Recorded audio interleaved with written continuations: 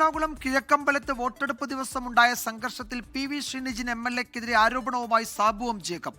കോൺഗ്രസും CPM-ഉം ഒത്തുകളിച്ചെന്നും ഇരുവരെയും നിയന്ത്രിക്കുന്നത് പി.വി. ശ്രീനിജിനാണെന്നും സാബു എം. ജേക്കബ് ആരോപിച്ചു.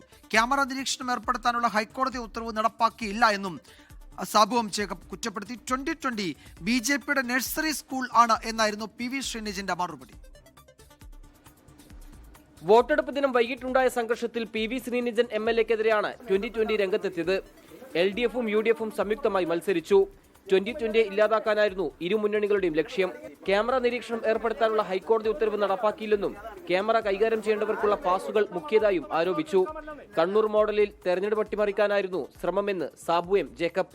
2020 മത്സരിക്കുന്ന എല്ലാ സ്ഥലങ്ങളിലും ഒരു കണ്ണൂർ മോഡൽ ബൂത്ത് പിടുത്തവും അക്രമവും അഴിച്ചുവിടുക എന്നുള്ളൊരു അജണ്ടയാണ് ആദ്യമായിട്ട് അവർ തീരുമാനിച്ചത്. കോൺഗ്രസിനെ നിയന്ത്രിക്കുന്നതും CPM-നെ നിയന്ത്രിക്കുന്നതും ഈ പറയുന്ന ശ്രീനിജൻ MLA തന്നെയാണത്. കുന്നത്തുനാട് പ്രശ്നബാധിത ബൂത്താണെന്ന് വരുത്തി തീർക്കാനാണ് സാബു എം. ജേക്കബിന്റെ ശ്രമമെന്ന് പി.വി. ശ്രീനിജൻ MLA.